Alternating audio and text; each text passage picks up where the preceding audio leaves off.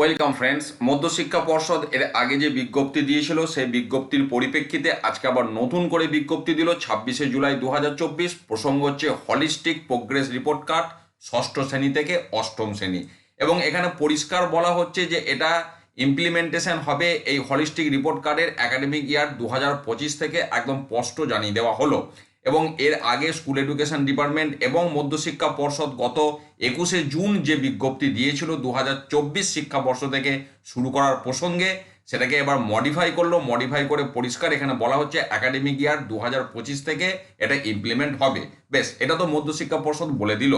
এবারে আপনাদের বিদ্যালয়ে কি হলো, অনেক বিদ্যালয়ে হলিস্টিক রিপোর্ট কার্ড এসে গেছে, অনেক বিদ্যালয়ে আসেনি। যেখানে আসেনি সেখানে ব্যাপারটা আলাদা, কিন্তু যেখানে এসে গেছে অনেকে এখনো কোনো কাজ শুরু করেননি। অনেকে আবার আপনাকে এর আগের ভিডিওতে আমাকে কমেন্ট করে জানিয়েছেন, নামটাম লেখা শুরু করে দিয়েছেন। এখন দেখুন, যতটা করেছেন সেই অবস্থাতেই রেখে দিন, তার কারণ সামনের বছর এক্স্যাক্টলি কি হবে সেটা এখনই বলা সম্ভব নয়।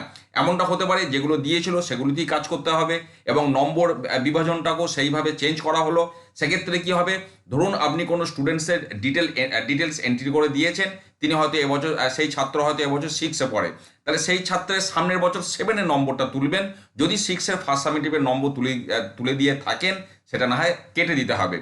অথবা এমনটা হতে পারে যে বাংলা শিক্ষা পোর্টালে এই মুহূর্তে যে মার্কস ডিস্ট্রিবিউশন আছে, বা বর্তমানে যেভাবে নম্বর বা সামেটিভ পরীক্ষাগুলি যত নম্বরের হয়, হয়তো সামনের বছর হলিস্টিক প্রোগ্রেস রিপোর্ট কার্ডে সেই নম্বরটা কারেকশন হয়ে নতুন করে আবার প্রোগ্রেস রিপোর্ট কার্ড আসতে পারে।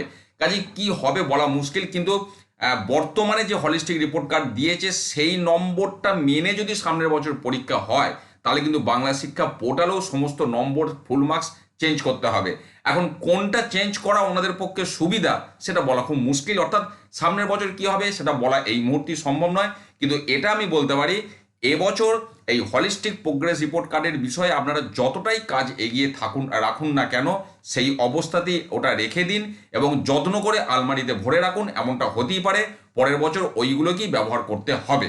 ভালো থাকুন, সুস্থ থাকুন, ধন্যবাদ।